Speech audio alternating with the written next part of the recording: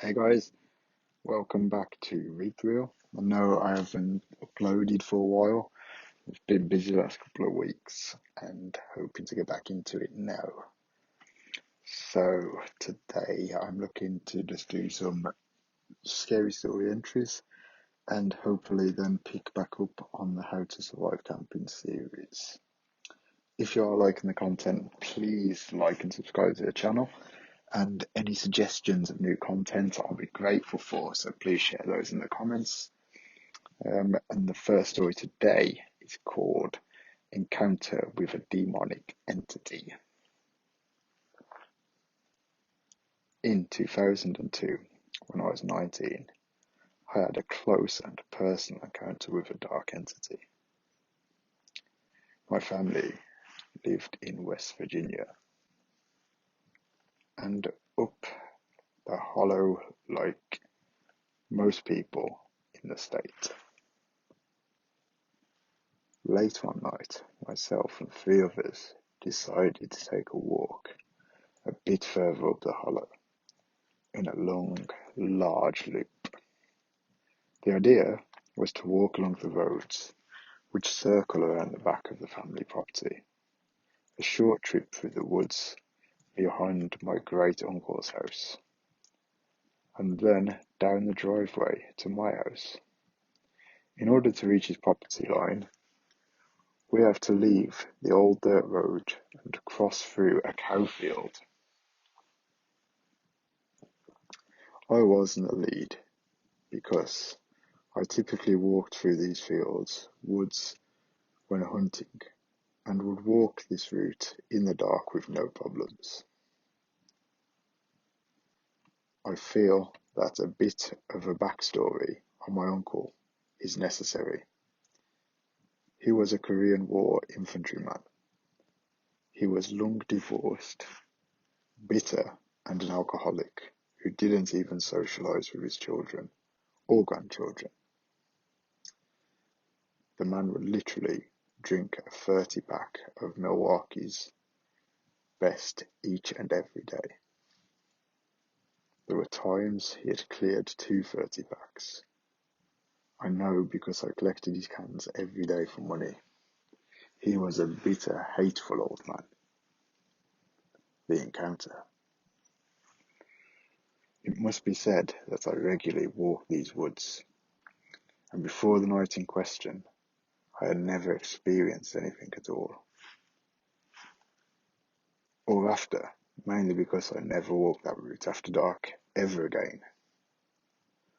I would take the long way home to avoid that patch of forest. It was a dark, cloudy, moonless night, and as you guessed it, dark. No, we do not have flashlights. When I approached the fence, nothing. However, when I grabbed the barbed wire to cross, there was an entity there waiting on the other side. I did not see it. I saw darkness. The first set of trees. It made itself known through a growl, a guttural growl. It was head level to myself, 5'9". When it started to growl, it sounded like a mixture of a bear and a deep rumble of a large dog. It was directly in front of me, in what felt like the space of about an inch. I froze. My senses were going crazy, trying to figure out what I was standing in front of. Its breath was hot and smells of rotting flesh. Unfortunately, yes, I know that smells like. Whatever it was in my face, daring me to cross. I must say too, with my eyes only, because I dared not move. I tried to find out what it was. I saw the trees directly behind it, but not it. I knew that I was going to die. At that moment, I was terrified to the core. As abruptly as it made itself known, it was gone. It left without making a sound. I felt all the air stand up on end, and my heart honestly must have missed a beat. I felt the chill of air. I felt like I could breathe again. So I turned to look at those that were with me. And my worst fear was realised. This is real. It's actually happened. Two of them were frozen spot with horror, stricken faces, and the third was already running. Without another thought, I let go of the fence and ran past the two. I ran to the closest dusk to dawn light, climbed up the apple tree next to it and waited there until daylight. I did not go back. The next day, I did go back the next day with a rifle and my buddy to find nothing. No hair, no footprints, nothing. You could see where I was standing. I never figured out what it was for sure. That was until last year when I discovered the accounts of Ed and Lorraine Warren. They explained the many different haunts of demons, how they operate, and that is when it all clicked. I came face to face with a demon. Great uncle. I figured I should let you all know that my uncle did survive the oppression. His youngest son had him removed from the house and put in rehab. My uncle never talked to his son again. He lived another 15 years. He got clean, saved, remarried, and passed away of natural causes. To my knowledge, once he was out of the house, he never went back, never collected his possessions from the house. To be honest, it was a shanty at best. Years after the incident, only one other family ever lived in the house, and that only lasted a couple of weeks. According to my cousin, they packed everything up and moved out, and they called back to say they wouldn't be returning. Before you ask, the house fell in on itself a couple of years ago. Yes, this is my true account of the situation, and I've never truly found out what it was. All I know is Ed and Lorraine Warren, I discovered them last year, 2020, spelled out how demons work. I am a Christian, and as such I believe in physical demons. Jesus Christ himself performed an exorcism on many people.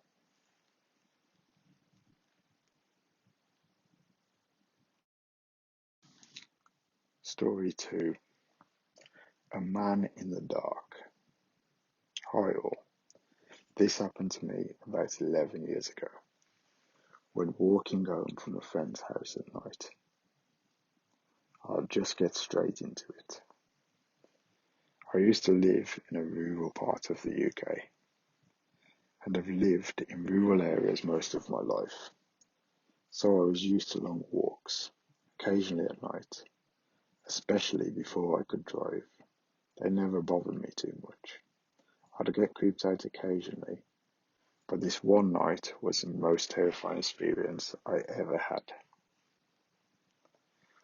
There was this one friend who used to live roughly 3 miles away from my house. He had cool parents, and my other friends, and I would often go over to his house and play video games and hang out. Occasionally, this meant walking home at night, if I stayed late.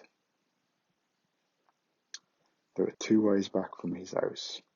the roadway, which was about 5 miles long and took about 30 to 45 minutes. The roads were very quiet and eerie sometimes, but they were lit by street lamps, so it never bothered me walking this way. The other way was a shortcut through some woods, which took off about 2 miles, and the wooded bit was about a mile or so long. I often favoured the wooded shortcut, to have probably walked it over 100 times.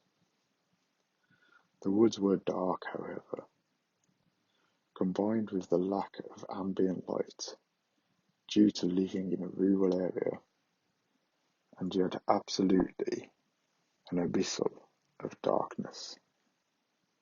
Luckily, most of the time I had my phone lights to walk with, but sometimes my phone would die or the battery would be so low the flash wouldn't work, and I'd have to use my screen as a light.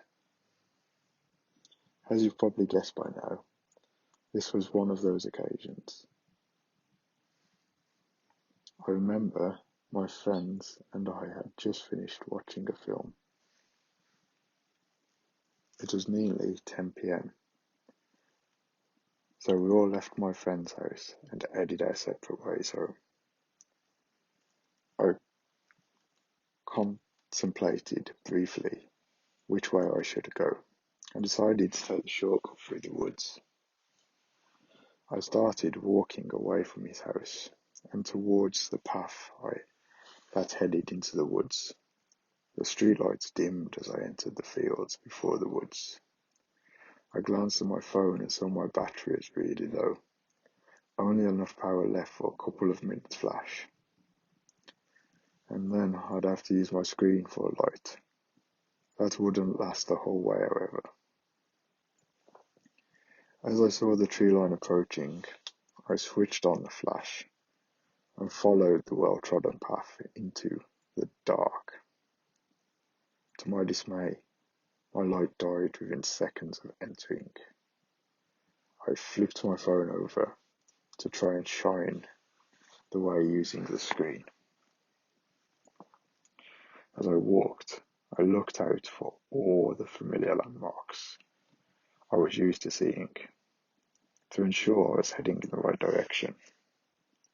Funky tree stump, check. Half-fallen fir tree, check. Enormous puddle I had to jump over, check. All was going well. I was halfway through the woods when my phone completely died. I remember the moment it happened. I was engulfed in darkness. I'm not sure if you've experienced this level of darkness before, but it was so dark I couldn't even see the outline of my hand, centimeters in front of my face. Naturally, my pace slowed considerably, and I started holding my hands in front of me to make sure I wasn't going to walk into a tree or something. I continued walking for another minute or so, till all of a sudden a pungent smell hit me. Cigarette smoke. I glanced around but couldn't see anything.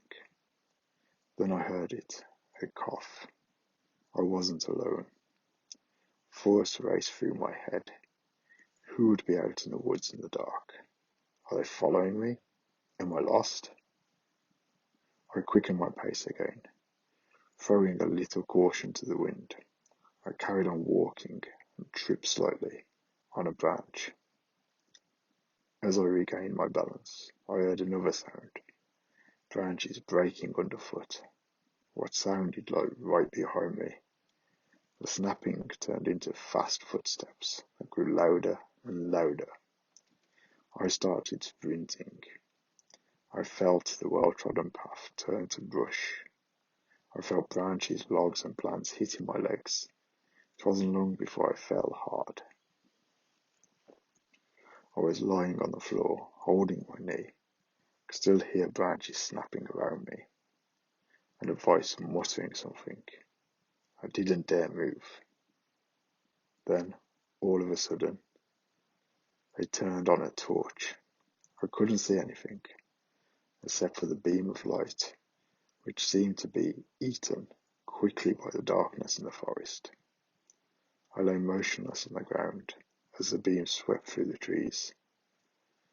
I could still hear the person mumbling, a deep growl, and crunching on footfalls grew and grew. They were only several feet from me at this point. I couldn't breathe. The light went out. Snapping branches grew, and then nothing. Quiet. My eyes were wide open, but I couldn't see anything. Then I could hear wheezing right above me. I wanted to cry. I wasn't sure if the person could see me or not.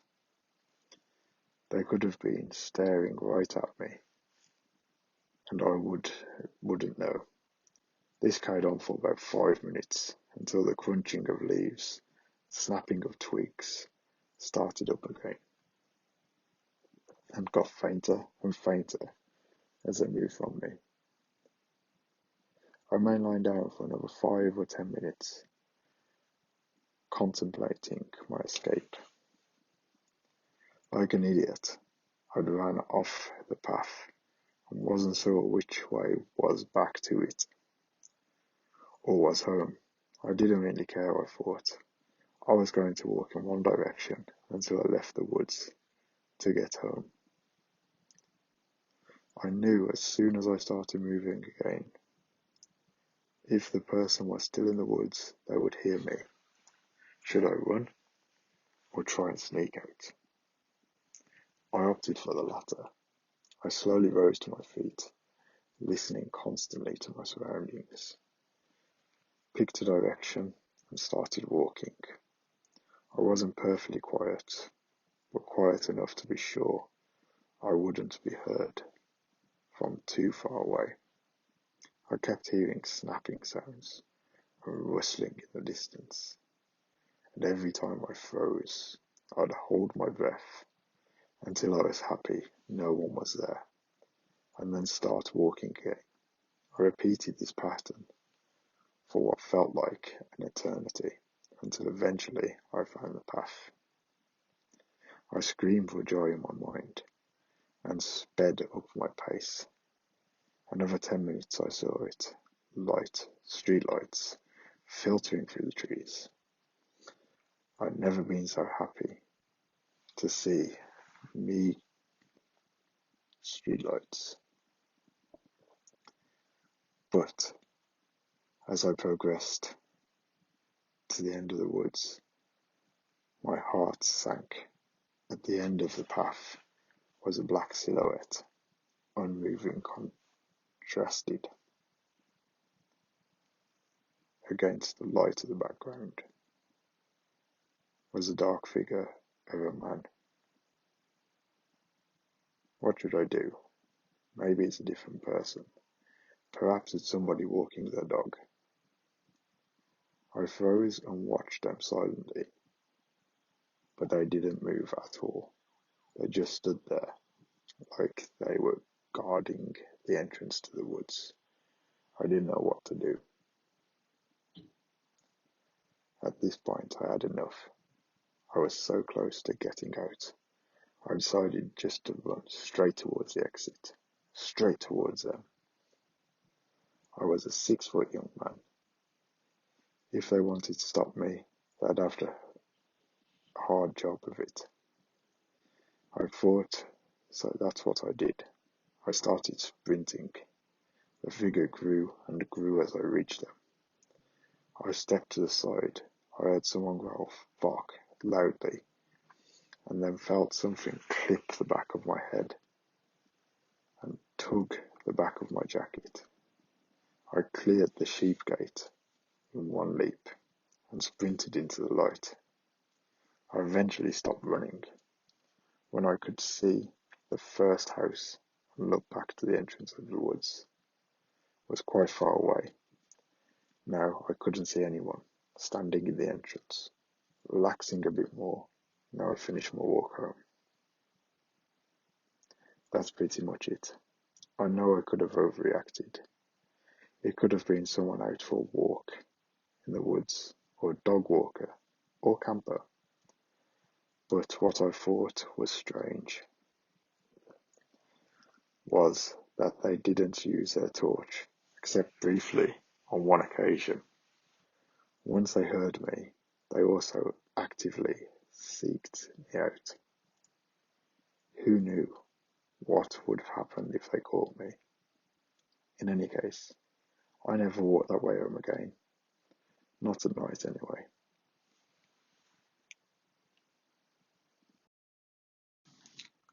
Story 2. A Man in the Dark. Hi all. This happened to me about 11